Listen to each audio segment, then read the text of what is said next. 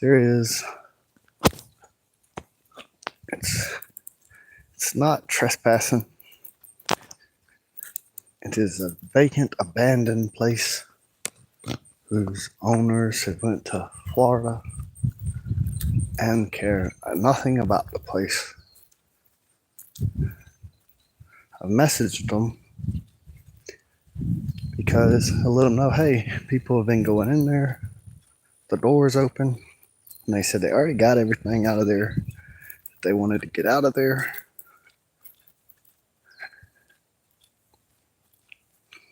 So I guess it's fair game for a hangout spot.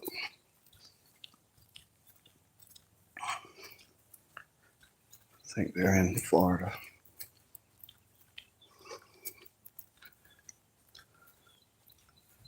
It would cost a good bit of money to repair it and get it all fixed up.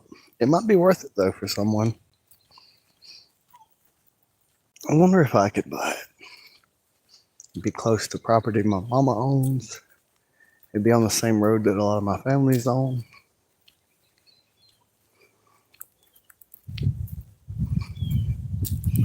If I could, I would.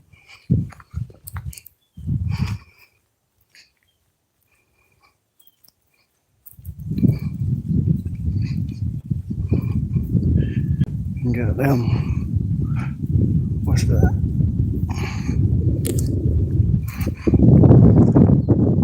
Probably just porta potties for the workers. Anyway.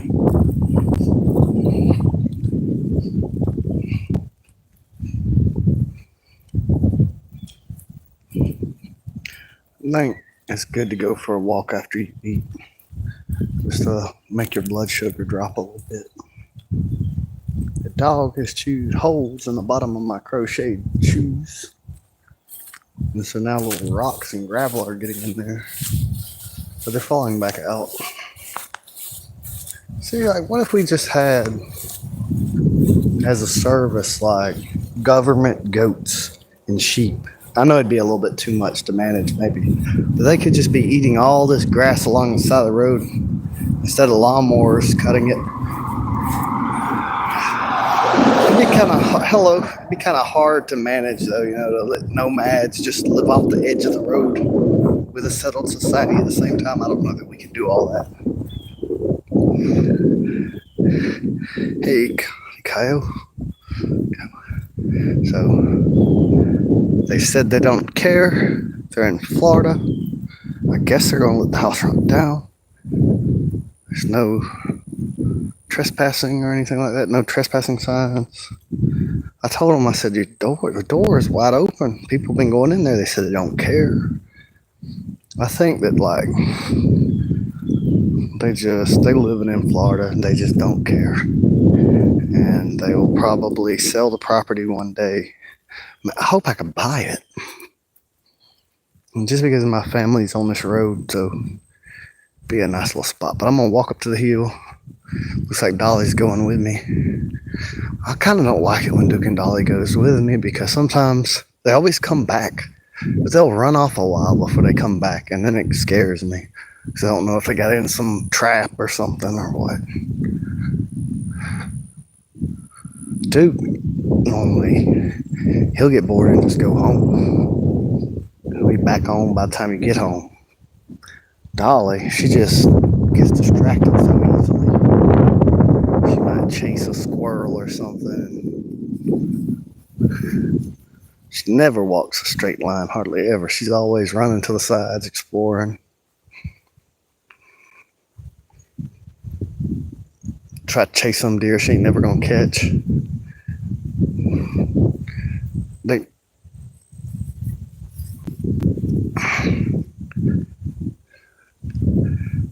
For a while, there just hadn't been as many coyotes. I guess they've always been here. But years and years ago, I used to hear more of them, and I hadn't heard them in a while. But now I'm starting to hear more and more of them at night over toward Airport Road. There's a lot of hog tracks out there, a lot of coyotes out there. What's up, I'm enjoying Sunday right before I go back to work, and I'm just taking me a walk after eating.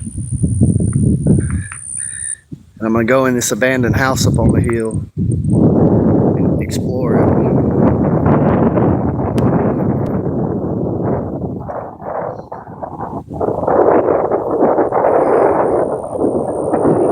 I think it's good to walk after you eat, just to drop your blood sugar down, especially if you like drinking sweet tea or all the sugary drinks we drink. www. What does that mean when people put W's in the chats? This other guy that. For a second, I thought I had the camera turned around this way. I was panning the camera. See that cluster of trees there? That's what's growing around the house. That old abandoned house is in the middle of that cluster of trees. And that's maybe to walk there and back is a mile. You know, my house is where the road ends. Like, I'm gonna zoom in. You see that? Then the stop sign.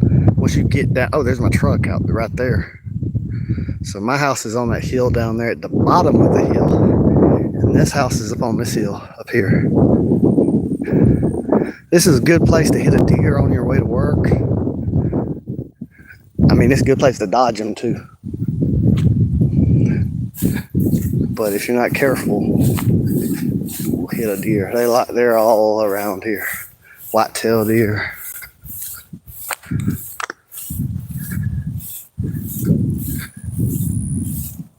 I'm gonna just step on a rattlesnake, y'all. I'm not. They'll make a noise.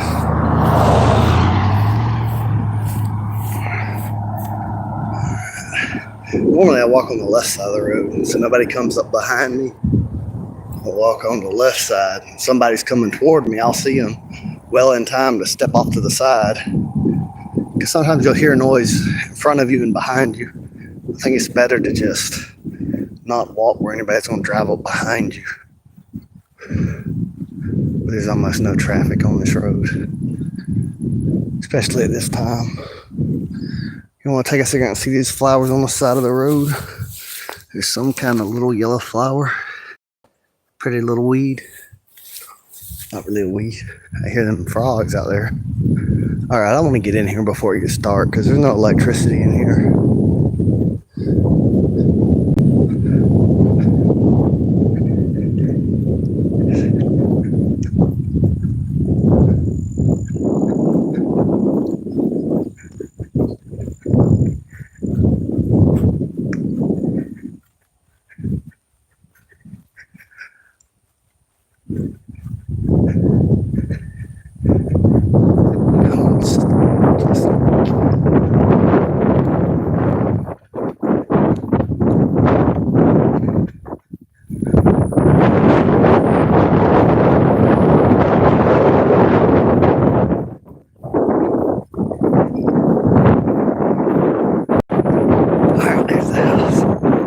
Shoes coming off.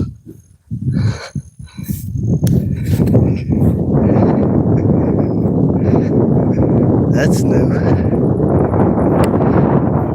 That pink ribbon. Are they surveying the place?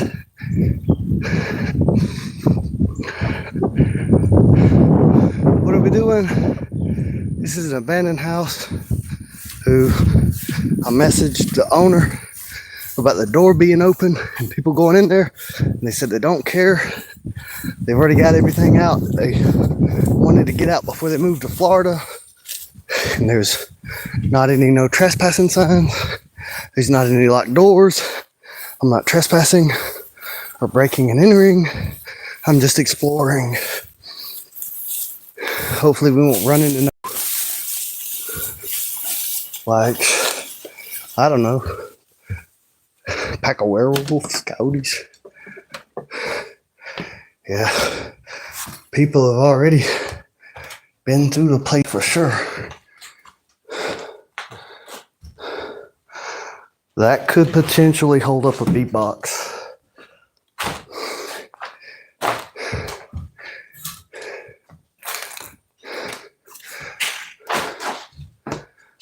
Whew. It's kind of hot to be. Well, it ain't that hot. from the smell of this place, I don't know that any of this furniture is any good, worth saving. It's probably all the broken and open windows. There's a lot of humidity and moisture in here. There's probably mold in all the furniture. Some of it is probably could be saved. See, like this, that could be repaired. That could be turned into something. Probably had a TV there or something. This tote, that could keep rats out of chicken feed, but ants would get into it with dog food. I wonder if this mirror is broke. I don't know for sure that it is a mirror, but it looks like it is. Ooh, better be careful. Oh, it's good, y'all. It ain't broke or nothing. There we go. I'm not going to take nothing. I'm just exploring.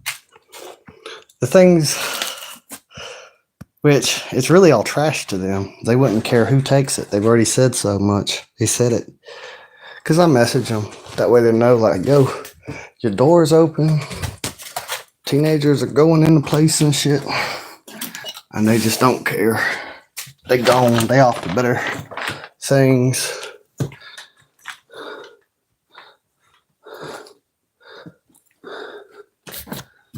Well, it smells bad in here, y'all.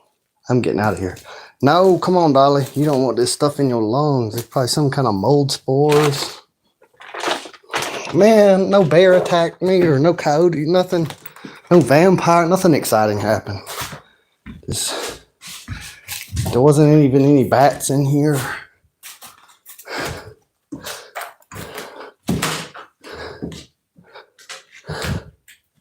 There's a hole puncher.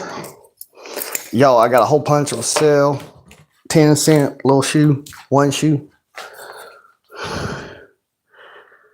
I wouldn't trust that seasoning. It's all. Yo, this look like my plate for real, y'all. Nah, it's a little different. That ain't it. That ain't mine. I'm not opening that refrigerator. Ooh, that mayonnaise looks gross. Well, it don't look like there's nothing to see. Maybe some of this furniture could be repaired. Most of it's shit. The glass mirror thing, if that stand was to be repaired, that glass, there's some value there, I would say. Oh, cricket cage. Oh, it's dry rotted. I don't know why. Oh, it smells so bad there. Sorry, y'all, for gagging and shit, but terrible smell. My goodness. Well, sorry, y'all. There was no wild animals or raccoons or raiders or savages or a drug den. Or there was nothing in there. Boring. Sorry. But it's been explored. It's been cleared for now. Nothing of any significance is in that house. And I think because it smells so bad, this is why there's nobody trying to what's the word, squat there. They've got no power, no water. The place smells like mold. It's trashed. And so, but look, if you could probably have 75 chickens, never have to feed them, just off the yard of this place. You could shelter them with that old place there. You could turn that place into a barn. You could put some goats in there. I mean, you could do something with it. You could tear it down and build a new house, put a trailer here. You've already got the power poles. The well's broke because the dope heads scrapped all its parts and shit. But hey, I guess they need wells too. But I just don't want to take nothing, you know? One time I was in a house with somebody, an abandoned house, and they were going to take the paint. And I'm like, just don't take it. And they were like, well, nobody's using it or whatever, but you don't know who.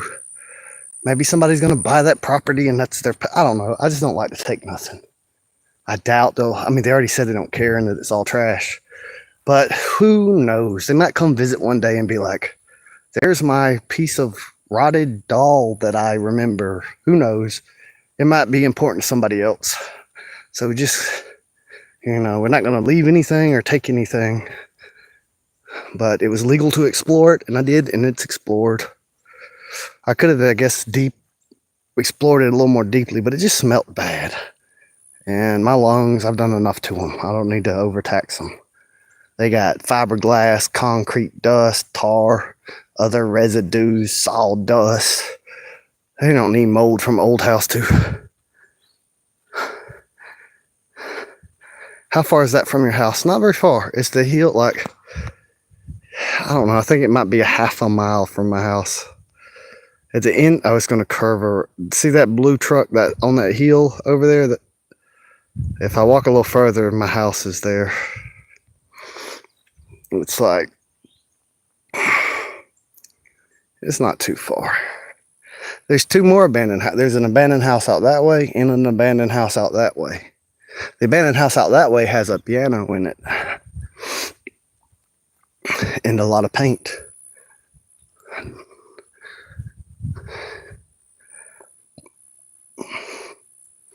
Dolly, don't get in no trouble. Just go back home. She will. When I walk far enough away, she'll come back. She's not going to go too far away. Three people are watching right now. 3 people. And God bless you too as well. And I'm with Brittany. You still here? Oh, yeah. Hey.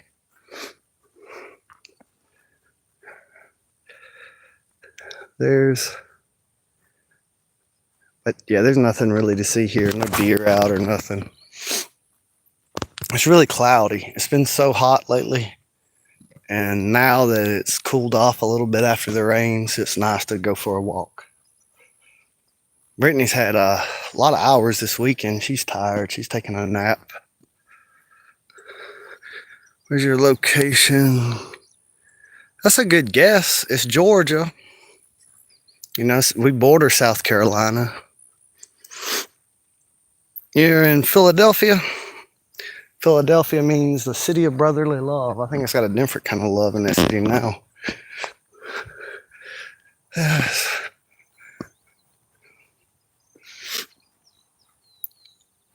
Hunky dory thinking about.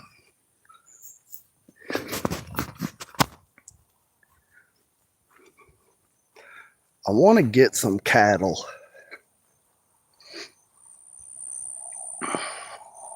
I wonder if I can buy cattle off of poultry profits.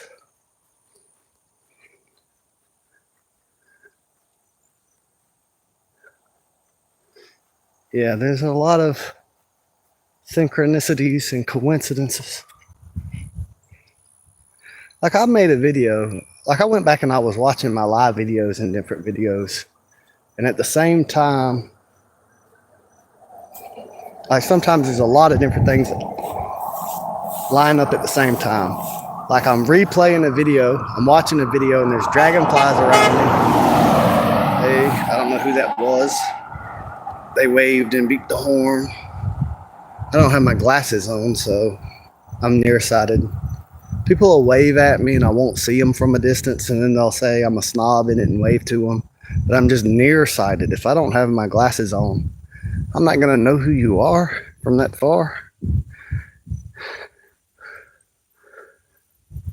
Are they going to my house? No, they're just driving past it. I forgot what I was talking about, but I really don't have anything to talk about on this live. I'm just going for a walk, and I just get more subscribers when I'm live. So I'm just kind of collecting subscribers while Brittany's taking a nap. But I haven't really watched much news this weekend. I've been relaxing. I don't have anything much to fuss about. I'm really, really pleased that when I put in the baby Buff Orpington chickens with the rest of the flock, that they just accepted them with no bullying, all peacefully. They had been watching them baby chickens grow up from across, like they could look into their pen from their pen. And when they're let loose to pasture, they can walk around and see them. and they've just accepted them all peacefully.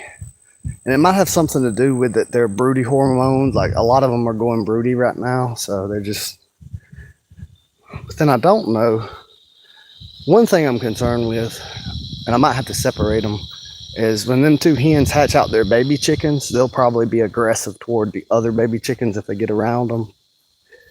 But I'm going to build, learning from all the mistakes of all the past chicken pens, I'm going to build, the next chicken pen will be this like super high security chicken pen where down into the ground there's chicken wire all the way at the bottom, all the way at the sides, all the way at the top before the tin even goes up. So that if the wind blows the tin and puts a gap between the tin, there's still poultry wire there. And then there's going to be wire that's more heavy duty than poultry wire, like hog wire and stuff over the poultry wire at around the side of it. It's going to be made with for walking up under there and being able to clean it out easy, able to get eggs easy, able to build separation enclosures on the inside of it easy. And it's going to be put on the opposite end of the fruit orchard of where my chickens are now. And it will be built with new material and be built out of the old material. And then where all that chicken manure and hay has rotted together and been in that area where the chickens have been, corn, the light will be let in when I move the old chicken pen out of the way and everything and move them over to the other end. And I will plant corn there that needs a lot of nitrogen. And I'll plant where those chickens were to help clean back up that earth and to just get food to feed the chickens from that area. And then that puts the chickens on a new, cleaner spot. And I'm also going to go ahead and level and grade all the land where I'm putting them chickens, so the runoff water is directed where I want it. And I really need to get on the ball with water filtration, because I mean, it is expensive. I mean, I need to dig the well. I need to put a well out there and here first before I go doing all that. Or I don't know. I need to do it all. Look at there. Look at here. Wade Purvis. I think he planted these trees. Some of them, maybe the new people planted some, but he, a few years ago, just all in this area, all in this community, he planted a bunch of pecan trees, and he planted some walnuts, I think, and some other trees. And they're all doing really good. There was a few that died, and he planted other trees behind them and put buckets of water with pipes and valves and everything to keep them watered. And he would carry water to them on his golf cart. And so, I mean, it's going to feed a lot of people in the course of those trees' lifetime. And you know, he could have just bought something else. He could have spent the money somewhere else, but the whole world will benefit because of him doing that. He's a trapper, and he can, he also treats like rattlesnake hide and snake skin, and otters, beavers, just everything, foxes.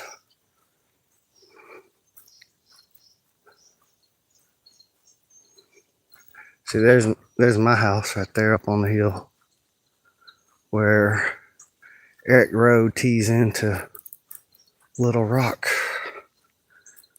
I don't think I've ever seen you with glasses on. Well, I should have had glasses on a long time ago, but I bought 2 pair of glasses for other people, and I should have just bought me some, or maybe I shouldn't have. But now my mama bought me a pair of glasses. I was eventually going to buy them, but there were other things I was going to buy first.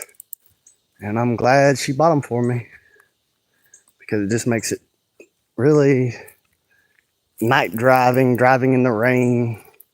It's better that I have them. But I'm really nearsighted, and I can read extremely fast, and I can see in detail really well, close to like in arm's reach, like all in here. I can see detail of things like really well. That's where my eyes are sighted in to be at. So if I put my glasses on, it's like they zoom in too much. Like imagine trying to read wearing binoculars. So if I'm eating or if I'm reading, it makes it blurry. I can't, I take my glasses off, and that's how I get them lost or broken. Like I was cutting down trees with a chainsaw, and I had so much sweat on my face and on my glasses and wood chips. I didn't want wood chips to scratch my glasses. I set my glasses down. I cut that tree. It fell. I cut another tree. I cut another tree. I forgot I had set my glasses down. I cut a tree that fell on my glasses and broke them. They were all bent up, and I kind of pieced them back together, and they kind of held for a while and kept breaking, and then they were just broke. Got tired of the lenses popping out of them. I just said, fuck it. Plus, I knew the roads well enough. I could get by without them for like 10 years or something ridiculous. Some ridiculous procrastination. Like, I don't know. Like, not that long. Probably about 4 years without them when I think about it. Whew, boy. It's been quite a work week working in this heat. I was about to die that last day. I was out there putting up the trim, that sun shining on my black hair. I got thick hair, really, really thick hair. It gets hot, even with a little bit of it. It gets really, really, really hot. And that sun was shining on my head, and I was already hot from working in that garage. And the back of my head was tingling and shit. I felt like I was gonna pass out. I stuck my head in the water in the cooler. I was still too hot. They put that ice under my armpits, put that ice on my brain stem and on the sides of my head, and I was fine. I started to feel better. I just felt like I was gonna throw up all day, but I never did. And it was just rough a little bit getting that hot. And so then it's like I didn't really feel like getting out in the heat. But now, thank God for the clouds and the rain and the break from. I didn't mean to do all that. This phone, if I turn the camera to the side or if I tilt it too much in the air, it says that it's not aligned or something, and it cuts out the whole video. And I didn't mean to do that. I just ain't quite used to it yet. Like, I wanted to catch that woodpecker on the camera and that stork, but if I tilt the camera up too high and it goes flat, it'll cut off. It's been way too hot.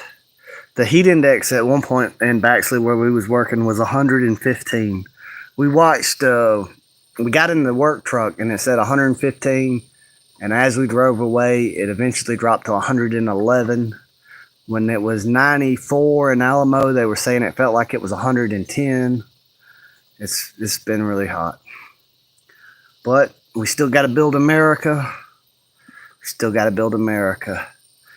Avery Hall, he said that it's going to get hot. It's going to punish the white people. But we keep building. There's Dolly running up. What's up, Dolly? She was hollering a while ago when I got that tick out of her. I pulled a bunch of ticks out of Duke's ears. Duke had 2 different times. He's about 30 ticks in his ear. We're going to get him on that peel where he takes the peel and it makes all the fleas and ticks fall off of him. Because it's just too many ticks. I done pulled probably 60 ticks out of that dog's ears. He just needs to be on that peel. That peel that gets rid of the ticks and fleas and stuff. I went ahead one day when I had some extra money, and I guess it wasn't really extra money because I still haven't fixed the well. But I normally never buy stuff for the house. I just buy like food, electricity, gas, insurance. But I don't normally buy like hand towels, napkins, paper towels, soap, stuff like that. But I went ahead and I spent like $100 or at least like $80. I think I spent $100. And I bought like a welcome mat, a mat for the bathroom, 2 big pillows for the bed, a rug for the room. I just bought, and it's kind of nice to have those things. I'm gonna get these. This is a grape I was talking about. And here's how it's different than old world grapes. See how the peeling, the pulp comes out of the peeling like that? It's not a thin peel that's just attached Oh, I got soap. I got cherry almond soap. Smells really good. This green tea lemon soap. Smells really good. I like the cherry almond better. See, there's the seeds. I'm gonna put these seeds on the table and let them dry out. Not that there is a shortage of this plant anywhere in the area. There are plenty of wild grapevines everywhere. But there's a benefit to being able to put them where I want them. And I think I might plant them around the chicken pen and let them just climb up on the chicken pen. They'll add shade. I guess having grapevines on the chicken pen would cut down on ventilation, though, a little bit. I don't know. It might be positive to just have the shade. Maybe just put it on one side. It'll eventually take over, though, I guess. I'm separating these seeds out.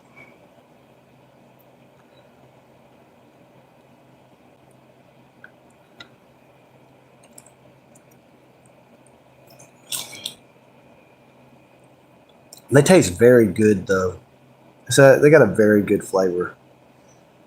They're very sweet, though. There's a lot of sugar in them. They're good for making wine. They're good for making jellies. And that's a whole different kind of grape than the European grape.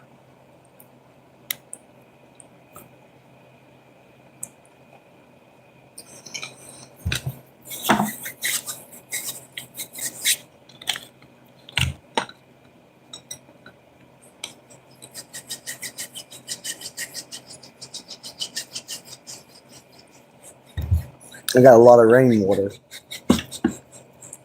stored up with this rain in the 5-gallon buckets. I'm just gonna some of that grape juice on my hands. I'm just gonna mix it with the soap and go wash it off in that 5-gallon bucket, and I'll be back.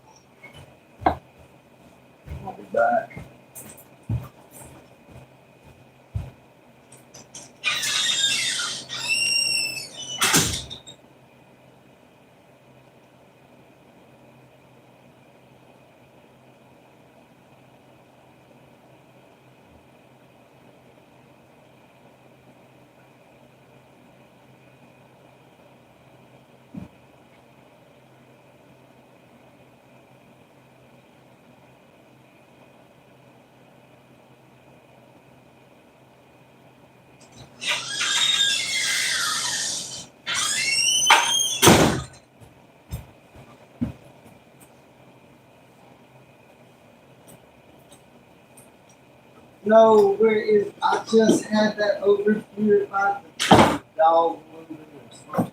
Where is my chainsaw tool? Where did I put it? Where did the dog? Don't leave anything in reach of the dogs. It's something that I've got to rearrange. I'm used to sitting down things, but now I can't because the puppy might carry it off somewhere. I got to adjust my chainsaw chain, but the tool, I found the tool, I put it by the chainsaw, and now it's somewhere else. Now, when I lose something, either Brittany has organized it and put it somewhere with the other things like it, and she knows exactly where it is, or the dog has carried it off, or I have lost it. The third one would be the worst option. If Brittany's moved it and touched it, she knows exactly where it is. If the dog has moved it, who knows where it is? And that's why you don't have a raccoon in your house. If a raccoon was in the house, it's for sure gone. It's for sure gone. Never do that. It's never worth it. Never, ever, ever, ever is it worth it. This is cannabis. Is that legal on YouTube? Can you say that?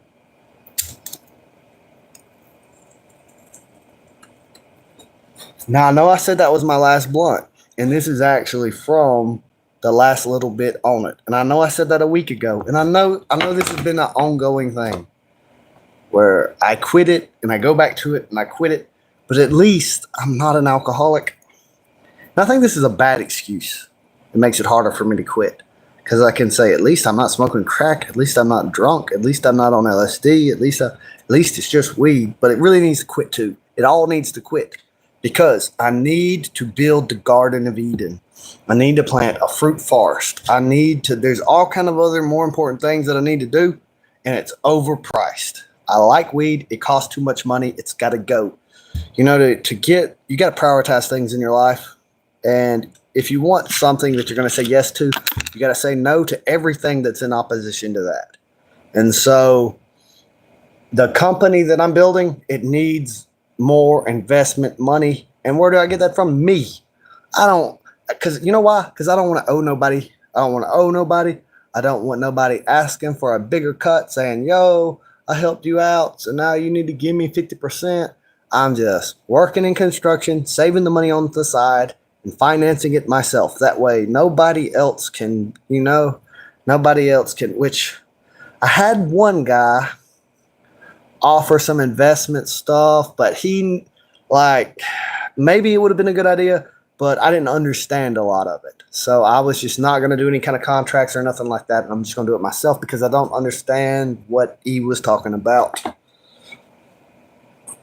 And really, I can afford bit by bit to, right now, it was $3,000 to get my startup trees. But now I can take the branches of those trees and I can root them into more trees. And then about 3 years' time, that branch that's rooted will be the size of the $26.99 tree that I bought. So I had to spend $3,000, but now I don't. Now I don't have to buy those trees anymore. Now I can just start producing them. And in the meantime, while I'm waiting, the whole time that those trees are producing fruit, they're also producing nectar for the bees. And this is where I have kind of a safety net here. Because let's say caterpillars, some kind of bug, some kind of mold destroys my fruit crop. The whole time I had flowers and nectar there, I was getting honey off the trees regardless. So I still profit from having the trees, even if I lose the fruit. And then I can keep the fruit and turn it into jelly. And then I've increased the value of it, increased the storability of it.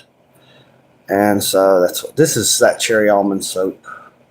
It's got olive oil,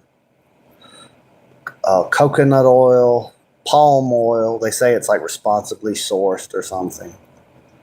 That's not what I really care about. It just smelled so good. That cherry almond soap, I'm not trying to be weird, but it smells really good. I like the smell of it. I want to smell like this. What kind of trees?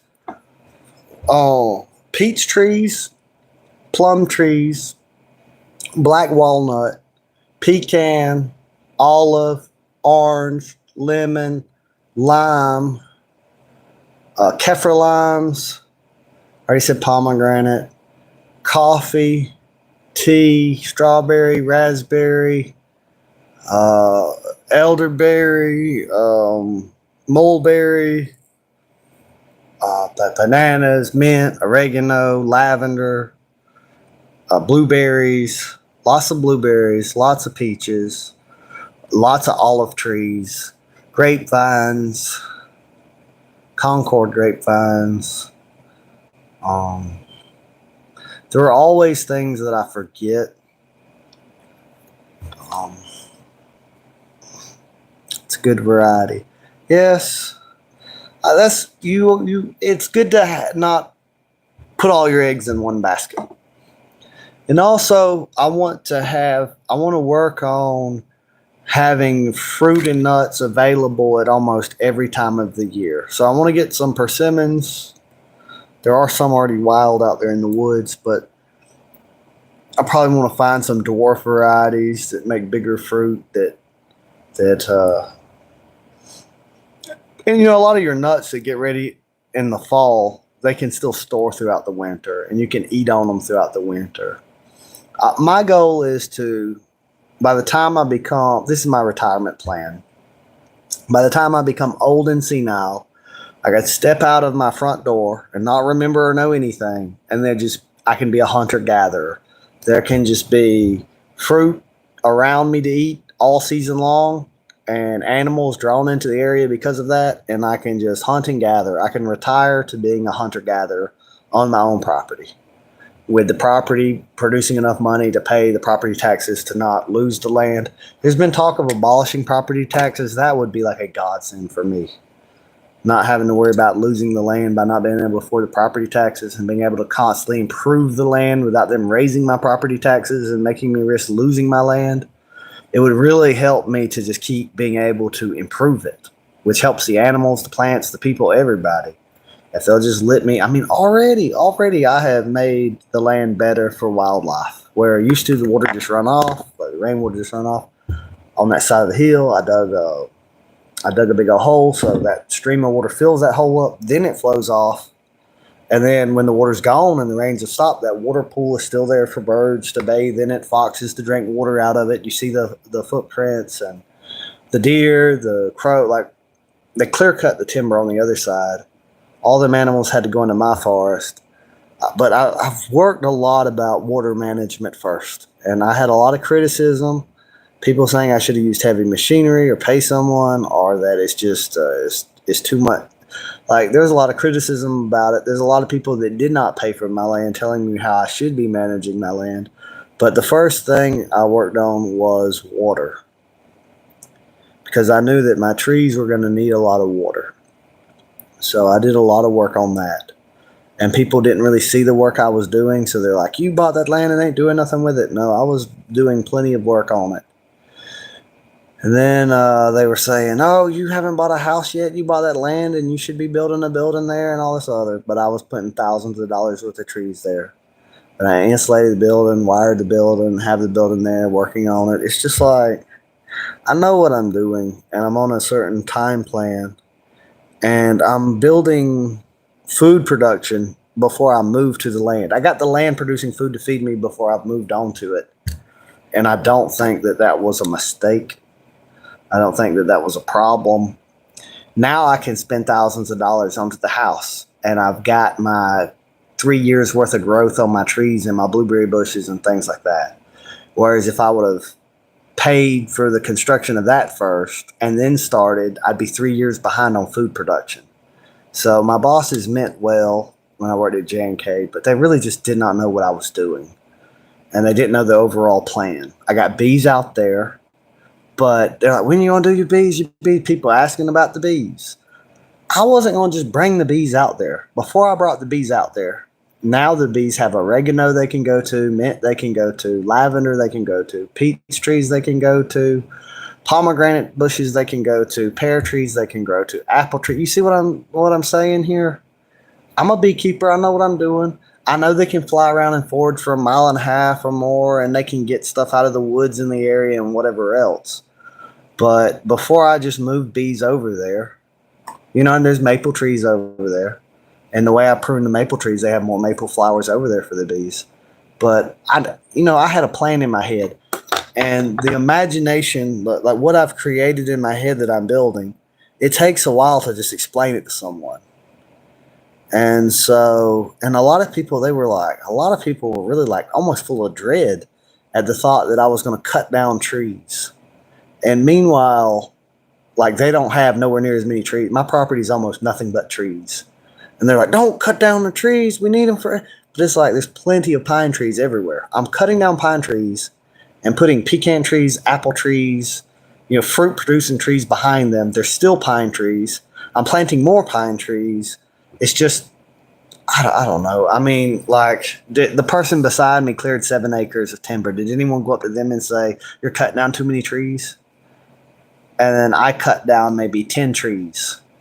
And I have planted $3,000 worth of trees. And no tree, like, okay, the big pine trees that I cut down, the light that's been lit into the area, there's like 20, 30, 40, 50, like around each of these trees, there's like clusters of like a quarter of 100 trees around them that now I'm watering while I'm watering my peach trees. It's going to be fine. It's hot. I like shade. I like to breathe clean air too. There's this little lichen that's in the area that is an indicator that the air quality is good where my property is. It's going to be okay. It's going to be okay. I got to let some light in. Now, what we don't want is a bunch of trees, overcrowded, a bunch of just burnable trash in the bottom of the woods and vines of thorns everywhere and everything all choked out and it just all rot down with mushrooms and be a fire hazard and everything else. The idea to collect rainwater, have the rainwater, bring the water table up, put a system in place to where the land is shaped to water the fruit trees naturally and have fruit trees shading the area. It's going to be good, I promise. And also, I worked for 8 years to buy it. It's mine. You know, I didn't kill nobody to get it. I conquered it with buying it with money. I worked my ass off in bad living conditions without hazard pay and sacrificed a lot of my lungs and everything, and I got it. And now I'm going to take care of the land. There's more wildlife there. The way I do things is I'm not out there to put nets over all my blueberry bushes so that the birds don't eat the blueberries. I'm there to make so many blueberries that with the birds eating the blueberries, I still have blueberries. The bees still have blueberries. I like the animals. I like the wildlife. I like the fruit. I like there to be as many species of plants and animals and fungi and everything. I want the most life per square inch as possible. I want the human flourishing. I want the animals to flourish. I want the plants to flourish. And I'm not out here like I know I saw Captain Planet in Ferngully. I'm not out here just cutting all the trees down. I'm planting plenty of them, and it's just everybody pretty much does pine trees, peanuts, soybeans, cotton, and I'm just planting things a little different. I want fruitful. I plant along the drip line of the fruit trees where I put mulch. Around that edge, I'll have a herb layer where I'll put like lavender or oregano or things like that. Because if you look in nature, something's going to be growing in that spot. So you could leave it alone and a weed will grow there and you'll be fighting a weed all the time. Or you could just put something there. Like on the drip line of a small apple tree, you could put a blueberry bush. And then in that little drip line of that blueberry bush, you could plant something else, like a lily or mint or something. Like on the drip line of an orange tree, you could plant mint plants to keep away some of the bugs that attack citrus. If you don't put a mint plant there on the drip line, you're just going to have some kind of weed there. Something is going to grow there. So you could always fight nature and always be trying to destroy whatever's on that edge, or you could just use that edge and plant on that edge and figure out a way to make these things work in harmony with one another. Did the hurricane affect you at all? Yes. The hurricane is why I have a broke well. The hurricane is why I'm carrying 5-gallon buckets of water to flush the toilet. The hurricane is why I have 4 trees over my pond. The hurricane is why I had to spend like 3 days sawing to move trees out to get out the driveway. But the hurricane ripped some tin off the house. It collapsed the carport. It did not hurt the chicken pen. I don't know how. And it didn't hurt my young fruit trees. None of them. Only the really, really huge pine trees and the really, really huge maple trees, they seem to have gotten twisted up and laid over. And really, all of my biggest trees got destroyed on my property. Every last one of them laid down. The young trees were fine. They were more flexible, I guess. I think it's helped, though, in a way. I'm going to have to get my chainsaw and cut some of it out of the way. But the pine tree that's across the pond, the turtles love it. And the 4 super huge pine trees that have fallen down and stacked kind of like a log cabin, that's going to create dead wood that the woodpeckers are going to make nests in it. So it's not entirely a bad thing. And a lot of these huge trees that have been laid over in the woods, I can get up on them and walk across and see things. And it's lit light in. It's helped knock vines down and let some light in the area. But also it saved me a lot of labor because you go out there with this plan, this very ambitious plan with your chainsaw to cut timber, and it's just shaking you up and it tires you out faster than you think. And so I have a lot of like hardwood that I can burn to make charcoal out of, to cook with, to keep warm in the winter, to make charcoal for the chicken pen, to make charcoal for biochar for the soil. Charcoal holds an extreme amount of water to add more So there's a lot of benefits where now I can go out there with my chainsaw. It's already laid down. It's not gonna fall on me. I ain't gotta run. I ain't gotta like plan the back cut. It's just already laid down. Trees already laid down for me to cut up. So in a way, it's an extreme blessing for me because it didn't really. It did make me have to sell my stocks. It did put me out of work for almost a month. It did, but it also give us a lot of business because a lot of people had broken garage doors, broken gutters, broken roll-up doors. So the company I work for got a lot of business from the hurricane. So it's a double-edged sword. In a way, it really hurt us. It wiped out the savings of most of the employees. It was expensive. It was expensive making it through the hurricane, and it was bad. Like I could have never thought it would have been that bad, and it was just about to be too bad. Certain groups of people were already starting to rob places and started to get a little crazy, and it just got solved right before it got real bad. Right when it's almost over is when humanitarian help come in the area. We didn't get food till it was almost over.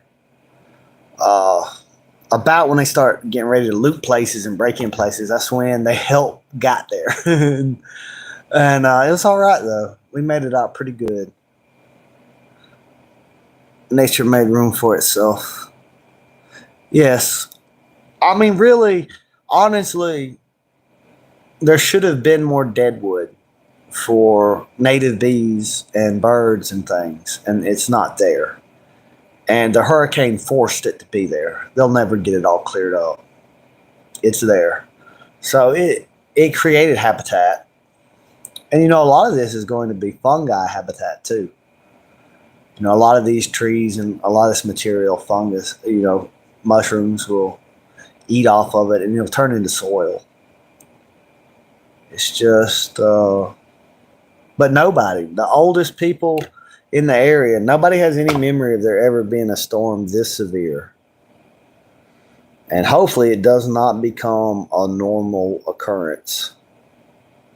Or we'll be looking like Gold Bee Techie. We'll be built as like we'll be living in the ground like ants or something. I don't know what we'll do. But it's just so much food can be grown in this area. So it's like, I'm not giving it up. I think it's a good place to put my descendants. It's a long growing season. Good participate. Dang, my mind went blank. Precipitation. Good rainfall. The weather is there's some extreme heat, but you can adapt to it. I'm really looking forward to these ponds that I'm designing. And the main purpose of them is to water fruit trees, but I also want fish that I can eat, but also fish for just beauty. I want some of these ponds to just have pretty tropical fish in them, just a pretty garden. I've learned that there's just no way I can put any of the water lilies or the lotus plants in the pond. The turtles eat them. The fire ants get on them and eat them. So I'm just probably going to have to put them in my artificially created ponds. I can't put them in that low pond in the woods. Oh man, I probably lost $100. There was an ice storm some years ago that was pretty bad.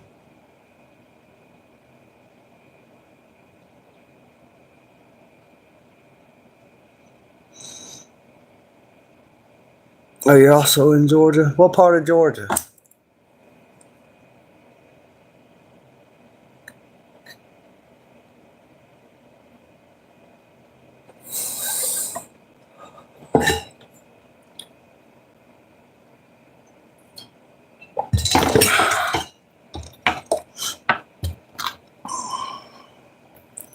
I wish there was a website that was as easy to use as YouTube that allowed free speech like YouTube before it got bought by Google. I know some people didn't like YouTube before it got bought by Google, but I did. And you know what they did when they bought what they always do: disable the dislike button. They cannot stand there to be a dislike button on any type of social media whatsoever.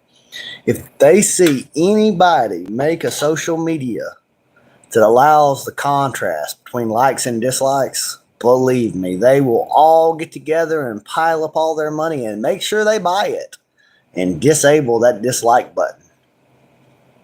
I don't know what part it plays in the programming of the masses, but it must be really important that we do not have a dislike button. So I just really wish that I had the money to just make a Facebook with a dislike button and make a YouTube with a dislike button and just we're adults here. Just have a free like a public forum, have a free comment section. And I don't care how bad the comments get. Let them get as bad and as good as they'll get. You know, an idea with no merit won't stand the test of time. Only liars have a reason to censor. The truth is undefeated. The truth fears no one. The truth is not afraid of being proven false. The truth can stand on its own merit. It is only the liars that need censorship. And are only the people who are so emotionally feeble, and we should not lower the bar. We should not lower the bar and let all of humans atrophy to being so fragile that they freak out over hearing a different opinion. I mean, that's toddler level bullshit. We cannot let all of society be like that. Let people have a dislike. Oh, it hurt your feelings that somebody disliked your post. Some people like it. Some people dislike it. You need to be able to deal with that. I'm just saying, come on. But this is the main reason for them getting rid of the dislike button. They try to manufacture public consensus.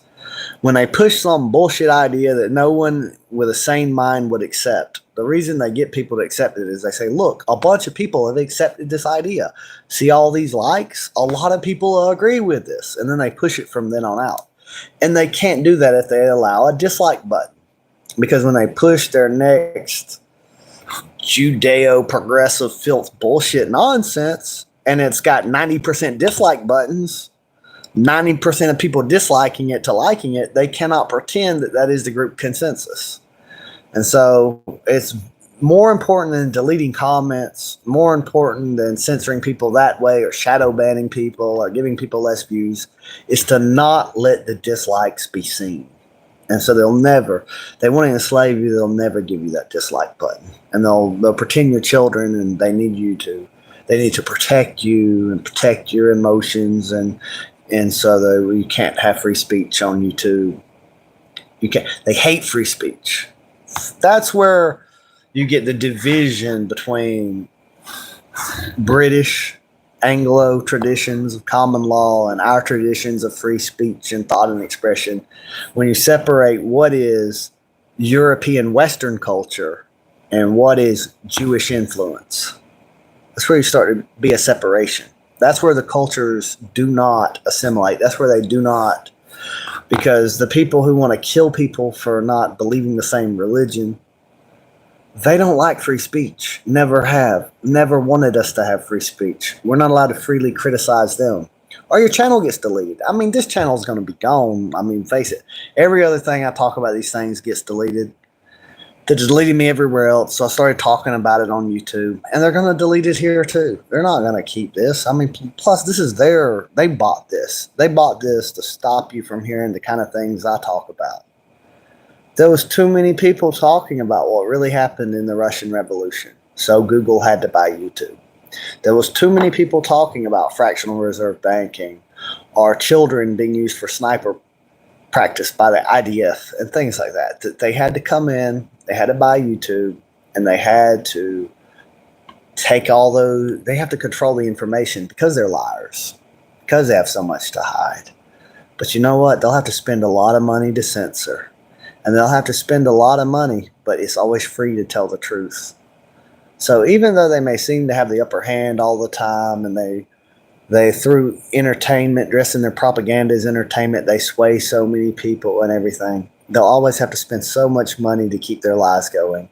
And people, for no pay, even at the risk of their life, will be always there willing to tell the truth and call out the bullshit. Some people, they just can't help it. They can't help themselves. They don't care about the consequences. They're not going to be able to keep quiet. They got to call out bullshit. It's just in their DNA. And so they'll never really be able to shut it down. It's human nature. Like if you try to suppress people from being free, it's like pushing a beach ball down into the water. The further you put it under the water, the greater force it springs back up to the top. But all of us, what breed of human we are, we're the descendants of kings and slaves. We have both those natures fighting within ourselves. Just relax, don't think, just follow the leader. It's easy. Just, go be servile and be a slave. That's there. You'll be comfort, be easy. And then there's I can't deal with this. I must master my own destiny. I'm a human too. You're not an authority over me. There's wars within you because you have ancestors that are kings and you have ancestors that are slaves within you. And you're being bred to be a slave race, a tax farm, cattle. And you have to fight it or else that's what you'll become. There is a different type of human. Have you ever seen or read they've changed if you watch how they do a remake of something, you can really see the propaganda at work in the entertainment. And there's the Time Machine novels, and you can see how when they did the 2 movies of them, how they've changed it in the second movie, so much of the stuff from the first movie. And I'm not making this whole video about that, but I'm just saying, you see how in that humanity has over time evolved into 2 different species, and you've got this race of humans that are really dumb and oblivious to what's going on, and they're living in pleasure, and they're just eating fruit on the surface world. And then you've got these caveman-looking monster-like Morlocks that come up out the ground and catch them and eat them. But then that's not the whole part of that subspecies of human. It is stratified with different classes, and you've got these. It's kind of like also in the cartoon Fire and Ice, the same kind of things going on, where you have these almost like wizard-like, telepathic, like super geniuses that are controlling the hive that's made up of a bunch of workers that are just like mindless, and then they're eating the others. And he was like, the writer of this book was kind of like foretelling that the working class would rise up against the managerial class and evolve. Humanity would there'd be a disaster, and these people living under the ground, and they evolved in 2 different ways and everything. It's kind of an interesting idea, but how the smartest ones are actually predators eating the other ones. And I think that once digital files happened and there was a lot of corruption in digital files, it just kicked off the reptilian conspiracy. I'm not so sure that there's reptilians or anything like that. But I do think that there is a sort of instinct where people know they're being preyed upon, that something is hunting them, that something is eating them. But it's just a different type. There's a type of human, which I'm a race realist. I don't hate people because of their race, but I'm just not a denial of the science of it. I know how Labradors have a type of nature. Chihuahuas have a type of nature. Shepherd dogs, herding dogs. You don't even have to train a herding dog to herd, a hound dog to trace a scent. It's in their nature. And we cannot escape that as humans. And people will say, oh, it's about skin color. It's not. It's somewhat DNA, only a tiny bit has to do with skin color. More than 80% of your genome's just about the structuring and wiring of your brain. And there are differences. And it's no reason to hate, and it's part of our greatness that we're able to spread across the whole world. We have Eskimos with short limbs so that they can hold heat to their core and be in those very cold areas, where there are people that can just about daggone outrun a lion with longer limbs for getting rid of heat in a different part of the world. So if humans weren't different, we would not be able to colonize and spread across the whole planet. And this is how nature ensures that we survive, is it creates diversity so that there's better chances that you make it with the changes that are coming in the future. And so I don't think our differences are a reason to hate each other. I think we should cooperate and work with one another. But I'm not a hater, But I'm a race realist. I believe that different races have different attributes and natures and behaviors. And of course, mind over matter, with social conditioning and all kind of things, you can overcome just basic impulses and whatever. People follow ideas more than they follow people or even their own baser nature. Our culture shapes our DNA shapes our culture. It's nature and nurture. It's both of them. It's not just one or the other. But it's a real thing about different types of people having different types of tendencies. Certain types of people are more, they explore more. Some are more sedentary. Some are more nomadic. Some are more introverted. Some are more extroverted. And some are more servile. And some are more, just cannot do it. And there's a type of human, and you got to keep in mind that these kings breed with each other. They would rather breed with each other, their peers, than the peasants. They have more in common with those people who put on the teeth, that pull out the sword, that put on the armor, that go turn people into tax farms. It's a different type of race of human, the type that rules over the tax farms, as us, that have grown up in the tax farms, that are the farm that they tax and live off of. And there's a type of person that's always risked death and fought in battle and fought, risking their blood, shedding their blood and dying, fighting for the right to rule over and collect taxes off of tax farm people. And it's a mistake to think that these are the same type that we are. They don't think the same that we do. They don't look at us the same. They don't really look and empathize. They're fully ready to make changes that they know will, for a long time, hurt us, to adapt us and evolve us into something else. And they are trending us toward mediocrity. Their own purpose, wanting us to be dumbed down, to be weaker, and to be more servile by nature, more compliant, less independent. And part of doing that requires there to be no dislike button. And digital. It's really amazing how Orwell predicted the screens and then editing history in real time and all of this. It's almost like, was he a time traveler, or did they already have this technology a long time before they rolled it out? I don't know. I tend to think that they do this they run this farm kind of like I run the farm. That there's a season for everything. They allow innovation and freedom and growth for a certain amount of time, but then they harvest it at a different time. I'm going to get off alive. It's good night, y'all. I got to go to work in the morning. This and people evolve to survive in their respective environment. That's true. That's true. You ever see, like, they come out with bug spray for different bugs, and they spray them, and they eventually that fire ants become immune to that type of poison, and they switch poisons. They try sometimes to reduce the population, and we just adapt a little faster than they want us to. They're like, dang, we've put aluminum in them. We've poisoned them with all this stuff. They just keep breeding like roaches. They're still adapting and surviving. Y'all have a good night. I love you.